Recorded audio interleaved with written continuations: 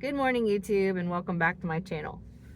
I'm about 2 weeks in, starting a brand new thing in my life, which is posting on YouTube. Of course, I am learning as I go. My attempt is to post as many videos as I can, whether they're polished or not, and learn as I go. So I've already learned a lot doing these videos, and I think that maybe I'm just doing it for myself and I'm really having a little bit of fun learning as I go. But what I wanted to talk to you about this morning is my bipolar story. I was diagnosed with bipolar when I was 16 years old. I was a junior in high school, and I was really active in my church youth group. I was doing all of the things, exercising and maybe not eating super healthy, but I had a good group of friends, a good support network with my family, and I was hospitalized at 16 because I went into a very acute manic episode. During that time, my stepdad and mom were actually separating, and he did move out of the house, which is not something I really considered when I was younger, but now looking back, I'm thinking maybe that was the crux of the manic episode to kind of come out when it did. Though, I mean, I have a history in my family of mental illness, so it would have happened no matter what, because bipolar is not something that you can change or cure. It's something that is people are led to believe that it is hereditary. So with my life experiences, I'm 43 now, I was diagnosed at 16, knowing that I cannot really function well for long periods of time without being medicated and doing all the other things that I do to kind of check in with myself. I know that this is not something that you can do without medication. Some people may be able to do it, but I'm definitely not one of them. So I was hospitalized at 16. I didn't know what was going on. I had a ton of kickback with the nurses that took care of me, or really think that I've never been confined or locked into a room or anything like that. And when I was hospitalized, I was locked in this non-padded room. I'm sure like people think, oh, it's a padded room. Well, the walls have this thing on them that makes it softer than an actual wall, but it's not. The rooms I was in were not padded. I will say this is, like, over the years, what I've discovered is that living with a mental illness comes with a stigma attached to it. And I think that was my main issue, with staying compliant with my medications over the years. And I really wanted to speak on bipolar because of that main issue, but also to go over what I did and what I do to maintain my mental health throughout the years. And it's not foolproof. It doesn't always work per se, but I would say 80 to 90% of the time, as long as I'm taking care of myself and doing regular head checks, that it does work. And I don't see any reason why someone with bipolar disorder should feel like they don't have anyone to talk to about it. They don't know who to reach out to. And I just want you to know there's always someone that shares your pain. There's always someone that has similarities in your story. There's always someone going to be going through the trials and tribulations of your life. Of course, you're you, and no one else is ever going to be you. But I promise you, there's always someone out there that has similar situations to you, and knowing their story can help you. And getting the right help is really important, because for the longest time, especially when I was younger, no one wanted to talk about it. And this was like the late 90s, early 2000s.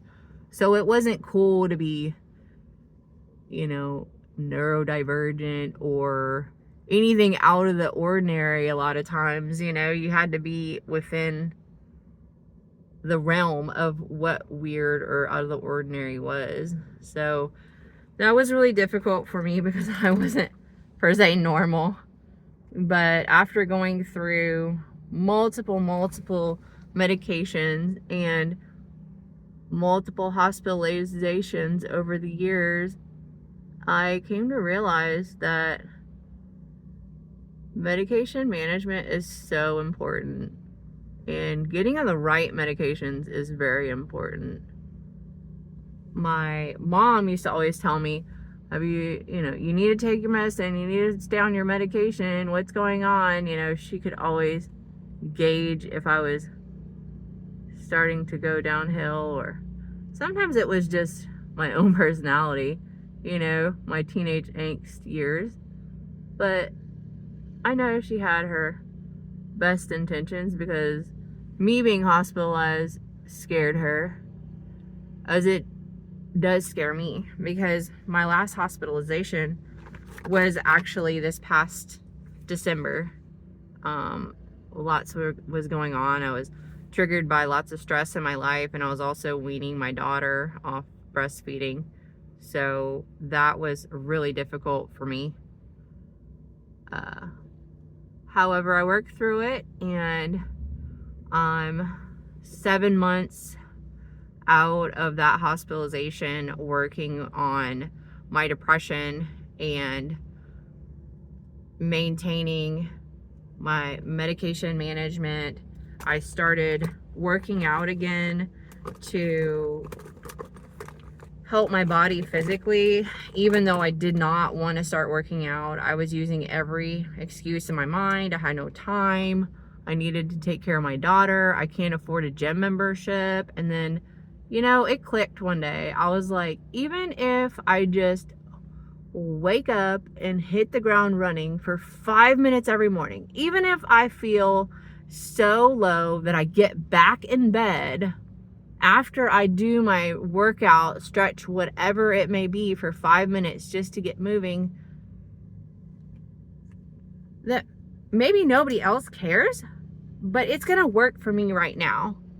So that turned into 10 minutes a day some days, and on the weekends with my daughter, sometimes it's 15 or 20 minutes. If I have a break during work and I'm not scheduled for 20 minutes, I go do a little workout. I do a Pilates wall workout, or I do a calisthenics workout, or I do some stretching. And over the past few months, I have really noticed a difference, not necessarily in the scale. I think I've lost 5 pounds, but I've noticed a difference in my clothes. Even this morning when I put my clothes on, I was very surprised that things are fitting a little differently. My legs are looking a little differently. My gut is looking a little flatter.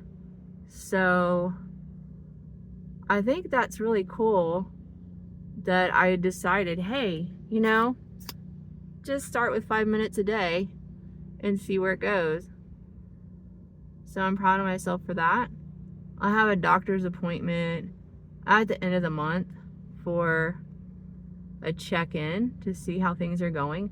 I'm currently only on one medication, which has seemed to be working. Back in March, I was on way too much, and I couldn't even barely function. Once I got out of the hospital, I was exhausted all the time and tired, and going to bed right after I put my daughter to sleep, sometimes at like before 8:30 at night, and taking melatonin just to sleep through the night, which she was waking up 1 to 2 times a night for a long time, but now she's sleeping through the night again.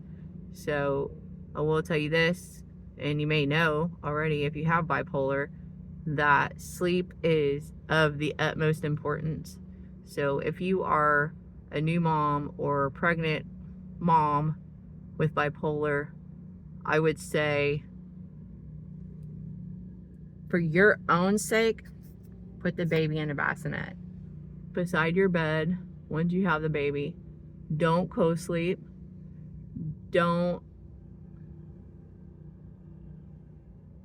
do it.